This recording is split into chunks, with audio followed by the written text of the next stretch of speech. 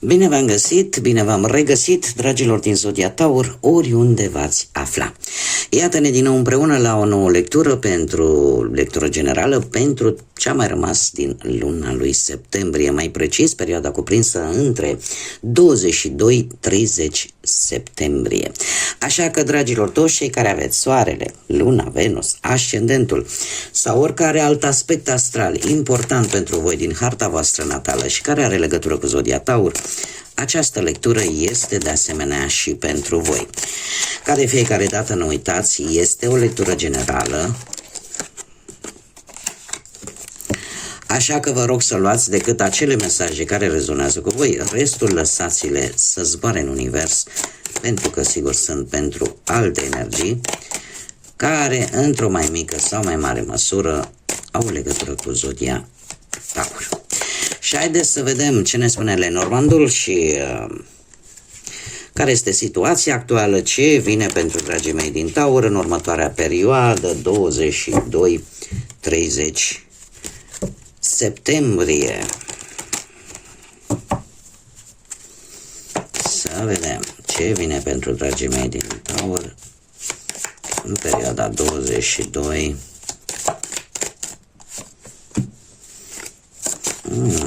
Un dram de noroc. Vești bune, ia să vedem. Lenormandul, după poate unii nu știți, nu se citește niciodată o singură carte. Da, trebuie să așteptăm și celelalte cărți. Da, se pare că până în prezent există șansa, pe partea asta a carierei, aș spune, da, șansa unui mic noroc, sau mai mare, depinde acum. Haideți să vedem. Dragilor, până la sfârșitul acestei luni, e posibil să mergeți pe la instituții publice, în general în locuri, în clădiri mari. În clădiri mari, de ce? Pentru că există un vis al vostru care cu un dram de noroc poate deveni realitate. Niște vești bune venite poate prin intermediul, poate al poștei, al e-mailului, de la o instituție de stat și care are legătură poate cu cariera voastră profesională sau poate are legătură pur și simplu, nu știu, chiar și cu vreo sumă de bani, cine știe. Cert este că lucrurile nu stau rău deloc. Nu stau rău deloc în această ultimă perioadă a lunii septembrie. Și, nu știu, dacă vorbim la nivel așa spiritual, aș spune că ieșiți un pic din starea asta de izolare, de visare și cumva treceți la realitate, la acțiune. Da? La acea dorință, gata, e momentul să acționez, e momentul să încep să mă pun la treabă. Haideți să vedem ce ne spune și tarotul. Ce vine pentru dragii mei din Taur în perioada cuprinsă între 22-30 septembrie inclusiv, atât pe plan profesional, financiar, sentimental.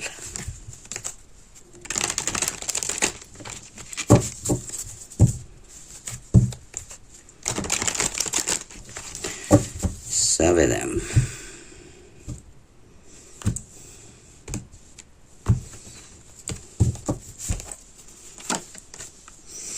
Dragilor, pe plan profesional aș spune că da, într-adevăr, îmi apar aici niște drumuri posibil pe la instituții ale statului sau pe la firme mari, da, o legătură așa cu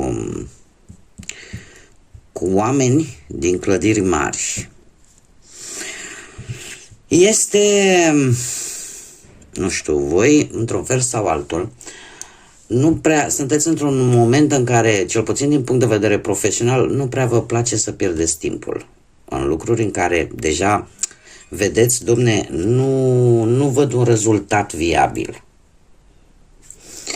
De aceea Eu aș zice că sunteți într-o fază în care vreți să vedeți ce funcționează, ce nu funcționează, chiar dacă, nu știu, există și un pic de teamă, o teamă de a nu fracasa, de a nu da greș. Dar, culmea, acest lucru te face mai puternic, mai încrezător, dragă personaj din Taur. Și azi mai spune un lucru. Unii dintre voi veți încerca să faceți ceea ce este corect. Nu știu, în anumite colaborări, în anumite asocieri. Cumva veți încerca să respectați, nu știu, anumite reguli, o anumită legislație în ceea ce privește partea asta profesională, în ceea ce privește munca. Cumva veți încerca să fiți cât mai corecți. Doar că vă veți da seama că lucrurile parcă nu sunt... Există o dezamăgire, mai aveți resurse, dar în mare parte sunteți dezamăgiți, poate la locul de muncă, poate de colaborarea cu anumiți asociați, poate vis-a-vis de ce ține de o lege posibil care nu vă favorizează, e și asta un aspect. Haideți să mai punem o carte. Dar faptul că nu vă pierdeți încrederea, faptul că cu acest 5 de cupe nu vă lăsați, asta duce la ideea că totuși ai o importanță la locul de muncă. E posibil ca mulți dintre voi, dacă nu va fi până la sfârșitul lui septembrie, poate să fie la începutul lui octombrie, e posibil să găsiți un job. Există posibilitatea găsirii unui job. Că într-adevăr există și o dezamăgire. Nu știu, cum am mai spus, vis-a-vis de o lege care se aplică în domeniul ăsta al muncii sau vis-a-vis de colaborarea, asocierea cu colegi, cu șefi, cu asociați. Există niște mici dezamăgiri aici, niște mici discrepanțe, dar în final, undeva probabil pe la începutul lui octombrie, lucrurile cumva, să zicem așa, se clarifică, există ceva care îți va da încredere în tine și vei merge înainte. Haideți să vedem pe parte financiară. Apropo, la partea profesională avem zodia Balanță, poate rezonează cu careva dintre voi. Avem pe partea financiară zodii de apă și în mod special se repetă zodia Rac, Pești sau Scorpion. Și avem un 3 de monede. Dragilor, se pare că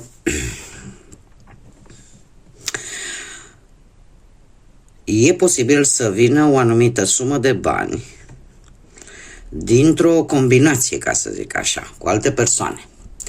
Sau să vină o sumă de bani pentru ceva ce voi ați muncit, pentru munca pe care voi ați depus-o, dar,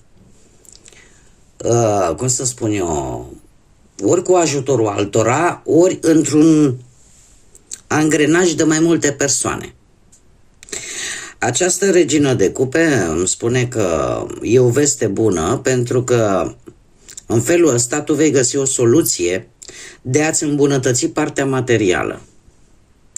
Și vis-a-vis de acest lucru, vis-a-vis de bani, este importantă relația cu o persoană, fie ea asociat, fie ea familiar, care într-un fel sau altul să te poată ajuta să urgentezi o anumită situație financiară, o anumită situație legată de bani.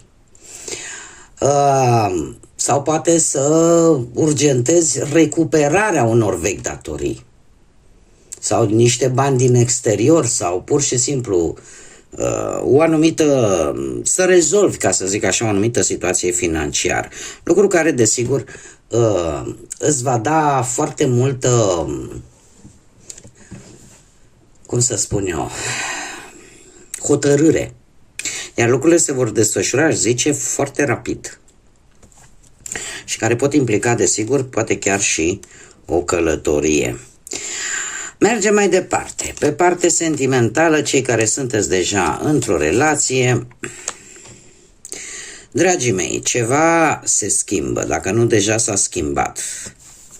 Ceva se schimbă și eu aș spune că cu această roată a norocului sau roata destinului sunt lucruri, schimbări, eu aș spune, destul de pozitive. În relația voastră. Lucruri pozitive care te vor îndemna, ca să zic așa, să comunicați cu foarte mare claritate unul cu celălalt. Și dacă există probleme, să găsiți un punct comun de rezolvare a acestor probleme. Lucru care te va pune un pic într-o nouă perspectivă în ceea ce privește relația voastră. Vei descoperi lucruri care până acum, posibil, să nu le fi văzut. Vei avea, într-adevăr, o perioadă, poate de câteva zile, în care te vei simți oarecum blocat, te vei simți ca și cum parcă nu știi cu exactitate cam care este soluționarea acestor probleme. Un pic în aer. Sau poate va trebui sau neapărat va trebui, vei lua decizia un pic să amâni luarea unei decizii care are legătură cu relația voastră, tocmai pentru că vreți să studiați în amănunt și vreți să vedeți exact cu ce se mănâncă și care este de fapt problema și cine se sacrifică mai mult, poate, pentru relația voastră. Ce aș avea de spus, faptul că avem și un 10 de monede. Un 10 de monede care îmi spune că totuși se va vorbi de o posibilă nuntă, chiar dacă această nuntă are și anumite interese materiale, dar în general relația se va solidifica, va fi mult mai solidă decât până acum. Tocmai pentru că voi veți reuși într-un fel sau altul să priviți relația în sine dintr-un alt unghi, dintr-o altă perspectivă. Iar lucrul ăsta e posibil să vă ajute tare mult. Să înțelegeți de fapt care sunt punctele forte ale relației și care sunt cele mai slabe și unde probabil trebuie să se mai lucreze. Cei care sunteți singuri, avem zodia Capricorn. Dragilor, voi traversați o perioadă sau ați traversat în ultimul timp, poate ați avut relații bazate mai mult pe atracție fizică, pe pasiune și mai puțin pe sentimente. Aș zice că sau poate că unii dintre voi tocmai ce veți realiza că nu sunteți avea o relație, o singură relație stabilă cu cineva, nu înseamnă a te simți legat în sensul toxic. Pentru că acest arcan major îmi vorbește de o anumită pasiune față de cineva, dar într-un fel sau altul un pic toxic. Ca și cum ai zice, eu nu pot ieși dintr-o anumită relație, sau gândirea că nu poți ieși dintr-o anumită relație, sau nu te poți angaja, elibera, ca să zic așa, de o relație mai veche. E ca și cum ai spune, am aici două variante și n-aș vrea să le amestec. Haideți să o luăm cu prima. Deci, în primă fază, mulți dintre voi ați avut tot felul de relații, ați fost atrași mai mult, cum am mai spus, din punct de vedere fizic, din punct de vedere chimic, pasional, fără să vă implicați sentimental, emoțional să vă implicați. Acest doi de bâte îmi spune, domne, este totuși, există cineva aproape de voi care e posibil să fie ceea ce voi căutați și poate n-ar fi rău, e posibil să fie cineva din trecutul îndepărtat pe care voi îl ați cunoscut-o, este cineva de foarte mulți ani în urmă pe care o cunoașteți și care apare cumva în viața voastră până la sfârșitul acestei luni. Apare în viața voastră și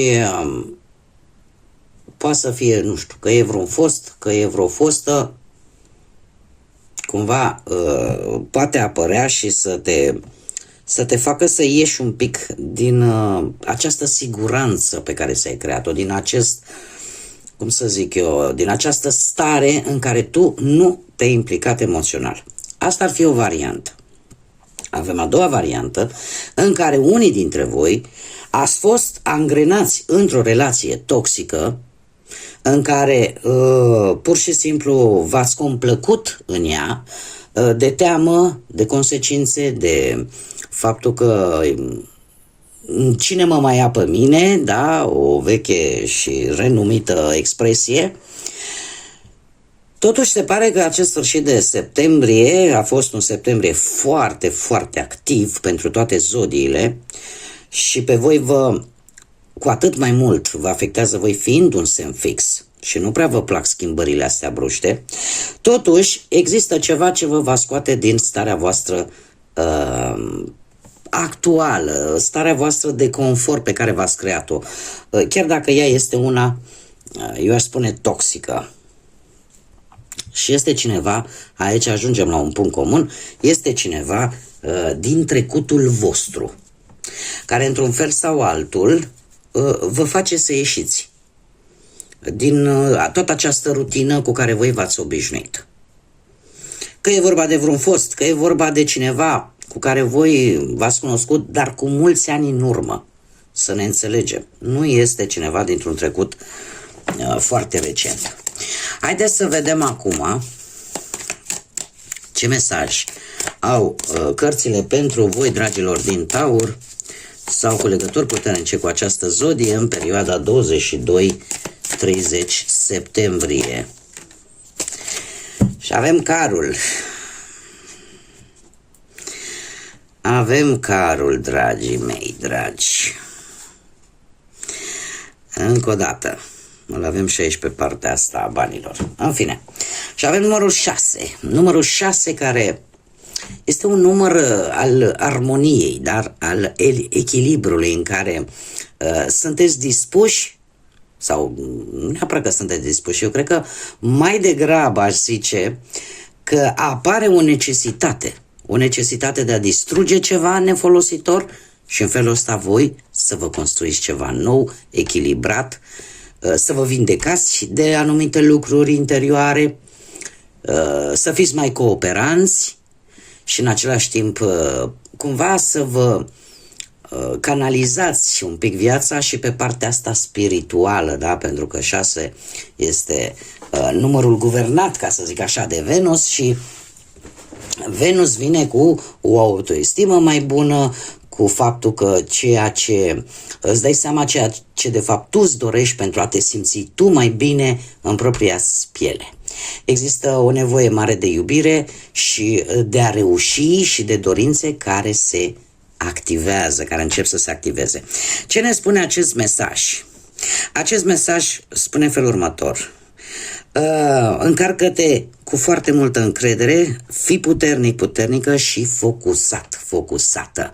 Da? Acordă o mai multă atenție lucrurilor, nu-ți pierde încrederea, nu-ți pierde puterea, pentru că se pare că lucruri interesante vor veni în această perioadă în viața voastră, în care ce nu este folositor se va da la o parte și va face loc noului.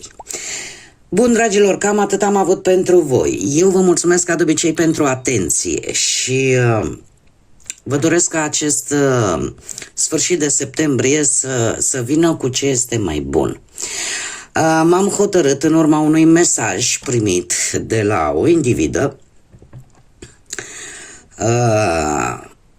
să vă îndemn, da? Pentru cine vrea să o facă, să folosesc această expresie, care eu zic că e destul de cunoscută, dar poate mai puțin înțeleasă.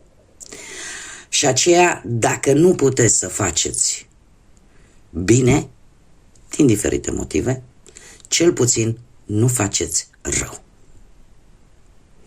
Este un îndemn, cine vrea îl ia în calcul, cine nu, sănătos cu Dumnezeu, că nu e niciun fel de problemă. Este un îndemn pe care mi l-am propus să-l fac, cel puțin la acest set de lecturi pe zodii, pentru că eu, prin poziția pe care o am de creator de conținut, din păcate, am parte de foarte multe mesaje care, lăsând la o parte lipsa bunului simț și al respectului, pe care eu vi-l arăt aici, prin intermediul YouTube-ului, pur și simplu mi se spune: domne, te apuci tu să dai sfaturi, că ești așa, că ești pe dincolo. Nu pot să reproduc pentru că nu stă în caracter, dar pentru viitoarele încercări de genul acesta, să știți că vocabularul, modul de a gândi, spune mult despre oameni. Și dacă de aici a pornit și această ideea mea de a vă sugera: fiți buni. Fiți buni indiferent cât de dureros de multe ori ar fi când ai peste persoane de genul acesta. Înnotați în lumină, dragilor. Este cea mai mare calitate a unui om. Eu nu sunt genul de persoană care să-mi întorc obrazul după ce am fost lovită, dar îți voi răspunde nu cu aceeași monedă. Și asta enervează enorm. Fiți buni, dragii mei, eu vă doresc să aveți cât mai multe lucruri bune, gândiți pozitiv, pentru că mai devreme sau mai târziu, fiecare va nota în ceea ce emană. Numai bine, până data viitoare, tot binele din lume și să fiți iubiți!